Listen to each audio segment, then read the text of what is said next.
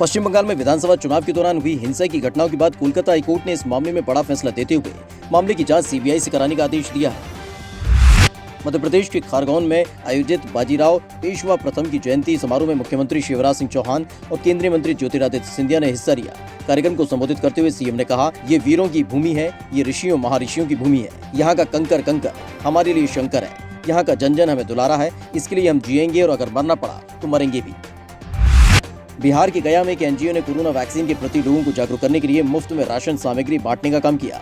NGO के एक सदस्य का कहना है कि इस अनोखी पहल के जरिए 100% तक वैक्सीनेट हो चुके गांवों के 12,000 लोगों को अब तक राशन सामग्री दी जा चुकी है। हिमाचल प्रदेश के परवाणु में बीजेपी की ओर से निकाली जा रही जन आशीर्वाद यात्रा में केंद्रीय खेल मंत्री अनुराग ठाकुर ने हिस्सा लिया। कार्यकर्ताओं की भारी भीड़ के बीच पहुंचे अनुराग ठाकुर ने हिमाचल प्रदेश को पूरे देश में नंबर 1 राज्य बनाने की बात कही। उत्तर प्रदेश सरकार ने आज राजधानी लखनऊ के इकोना स्टेडियम में टोक्यो ओलंपिक में हिस्सा लेने गए सभी खिलाड़ियों का सम्मान करते हुए उन्हें पुरस्कृत किया। कार्यक्रम में उत्तर प्रदेश सरकार ने नीरज चोपड़ा को 2 करोड़, रवि दहिया को 1.5 करोड़, पीवी सिंधु को 1 करोड़, लवलीना बोरगोहेन को 1 करोड़, बजरंग पुनिया को 1 करोड़ और पुरुष हॉकी टीम के सभी खिलाड़ियों को 1-1 करोड़ की पुरस्कार राशि से सम्मानित किया। बिहार में वैशाली के राघोपुर इलाके में बाढ़ के कारण लोगों के खेत डूब गए। बाढ़ के कारण खेत डूबने से परेशान लोगों का कहना है कि बाढ़ से खेत डूब गए हैं, पूरा गांव बाढ़ के पानी में डूब गया। सरकार से हमें कोई सुविधा भी नहीं मिली, सरकार का हम पर कोई ध्यान नहीं है। लखनऊ के इकोना स्टेडियम में टोक्यो ओलंपिक में पदक विजेताओं के सम्मान में कार्यक्रम का आयोजन किया गया। कार्यक्रम में सीएम योगी ने पदक विजेताओं को सम्मानित किया। इस दौरान राज्यपाल आनंदीबेन पटेल भी मौजूद रहीं। बुलंदशहर के सियाना कोतवाली इलाके में संपत्ति विवाद में जमकर मारपीट और पथराव हुआ। वहीं पथराव में एक बुजुर्ग महिला ने दम तोड़ दिया, जिसके बाद परिजनों ने हत्या का आरोप लगाया। लखनऊ के बैडमिंटन खिलाड़ी पीवी सिंधु का एयरपोर्ट पर प्रशासन और खेल विभाग से जुड़े अधिकारियों ने जोरदार स्वागत किया। इस दौरान बड़ी तादाद में पीवी सिंधु के फैंस भी नजर आए। महाराजगंज के फरिंदा में जहां एक और वित्त राज्य मंत्री पंकज चौधरी के आगमन की तैयारियां जोर शोर से चल रही हैं और चप्पे चप्पे पर पुलिस मौजूद दिखी, तो वहीं बीच चौराहे पर दबंग ने एक ई-रिक्शा चालक को किराया मांगने पर जमकर पीटा, जिसके बाद पीड़ित ने फरिंदा थाने में तहरीर देकर कार्रवाई की मांग की। महाराजगंज से माई भारत के लिए अभिषेक अग्रहरी की रिपोर्ट। सीतापुर में यूपी की राज्यपाल आनंदीबेन पटेल का बीजेपी जिलाध्यक्ष और प्रशासन के आलाधिकारियों ने भव्य स्वागत किया। इस दौरान राज्यपाल आनंदीबेन पटेल ने जिले के आलाधिकारियों के साथ समीक्षा की और अधिकारियों को अपराध मुक्त जिला बनाने के निर्देश दिए। सीतापुर से माई भारत के लिए सुनीश तिवारी की रिपोर्ट। लखनऊ में घर जाकर सिखों की वेशभूषा में गुरुद्वारे के नाम पर संदिग्ध लोग चंदा मांग रहे हैं। ये संदिग्ध लोग गुरुद्वारे की ओर से लंगर लगाए जाने की बात कहते हैं। पूछताछ पर मौके से सभी फरार हो गए, जिसके बाद सिख समाज के प्रतिपाल सिंह ने वीडियो जारी कर ऐसे लोगों की झांसी में न आने की लोगों से अपील की। ग्रेटर नोएडा में जहरीली शराब पीने से 3 युवकों की हालत बिगड़ गई, जिसके बाद सभी को अस्पताल में भर्ती कराया गया, जहां उनकी मौत हो गई। आपको बता दें कि तीनों युवकों को कूड़ा बीनने के दौरान शराब मिलने की बात सामने आ रही है। नोएडा से माई भारत के लिए सुशांत नागपाल की रिपोर्ट।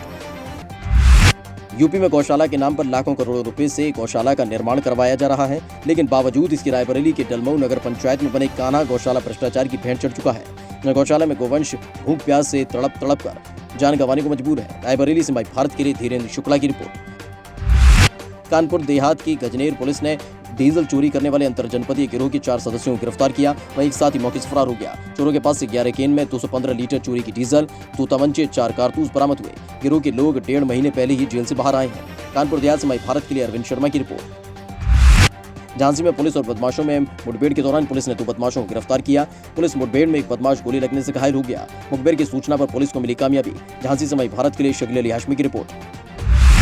बुलंदशहर के सिकंदराबाद इलाके में परिवहन बस ने ट्रैक्टर ट्रॉली में टक्कर मार दी। टक्कर लगने से ट्रैक्टर ट्रॉली पलट गई। वहीं हादसे में ट्रैक्टर चालक गंभीर रूप से घायल हो गया, जिसे इलाज के लिए अस्पताल में भर्ती कराया गया। बुलंदशहर से माई भारत के लिए मुकेश कुमार की रिपोर्ट। सहारनपुर में मिशन शक्ति फेज 3 के तहत वरिष्ठ पुलिस अधीक्षक एसपी सिटी और एसपी देहात के द्वारा जनमंच में एक कार्यशाला का आयोजन किया गया, जिसमें सभी महिला पुलिस को गांव-गांव और शहर की मोहल्लों में जाकर लड़कियों को जागरूक करने के लिए कहा गया। सहारनपुर से माई भारत के लिए मुकेश गिरी की रिपोर्ट।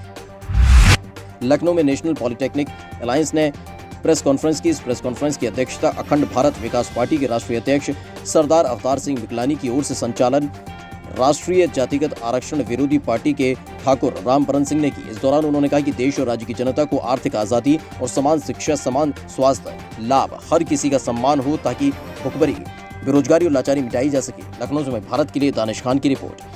जो जनता की सुविधा और संसाधन की बात चाहिए वो एनडीए गठबंधन उपलब्ध कराएगी। मैंने कहा कि सबसे ऊधम सिंह नगर के काशीपुर में पर्यावरण को सुरक्षित करने के लिए गोबर से निर्मित राखियों को वितरित किया गया। इस मौके पर काशीपुर नगर निगम की महापौर उषा चौधरी ने बतौर मुख्य अतिथि शिरकत की। इस कार्यक्रम में करीब 300 छात्राओं को गोबर से बनी राखियां बांटी गई। इस दौरान कॉलेज के प्रधानाचार्य ने बताया कि ये भारतीय देसी गाय के गोबर से बनी राखियां हैं और ये पर्यावरण के अनुकूल है। आगे उन्होंने कहा कि इस कॉलेज से इसकी पहल की गई है। वहीं अगर शहर के अन्य विद्यालय भी पर्यावरण अनुकूलन के क्षेत्र में भारतीय देसी गाय गोबर से बनी राखियों का वितरण अपने विद्यालय में करवाना चाहते हैं और अपने विद्यालय में बंटवाना चाहते हैं तो इसके लिए आगे आकर गाय के गोबर से बनी राखियों का निःशुल्क वितरण करने को तैयार है। काशीपुर मेयर उषा चौधरी का टचिंग ग्राउंड के नाम पर 50 करोड़ रुपए के खनन की खेल में लिप्त होने के आरोपों के मामले में दायर हुई 3 याचिकाओं को उत्तराखंड हाईकोर्ट ने दर्ज कर लिया है और विपक्षी गणों के नोटिस जारी करते हुए इस मामले को बेहद गंभीर मानकर तल्ख टिप्पणी की है। अदालत द्वारा दायर याचिकाओं को स्वीकृत कर लिए जाने से अब स्पष्ट हो चुका है कि आम आदमी पार्टी के प्रदेश उपाध्यक्ष और राज्य आंदोलनकारी दीपक बाली ने मेयर पर उक्त मामले में जो गंभीर आरोप लगाए थे वो नाजायज नहीं थे। हरिद्वार के गांव में आयरन गेम पावर लिफ्टिंग कार्यक्रम का आयोजन किया गया, जिसमें 2 दिवसीय उत्तराखंड स्ट्रेंथ महोत्सव खेल प्रतियोगिता के तहत सभी विजेताओं को पुरस्कार और प्रमाण पत्र देकर सम्मानित किया गया। कार्यक्रम में मुख्य अतिथि के तौर पर बीजेपी के प्रदेश अध्यक्ष मदन कौशिक ने शिरकत की।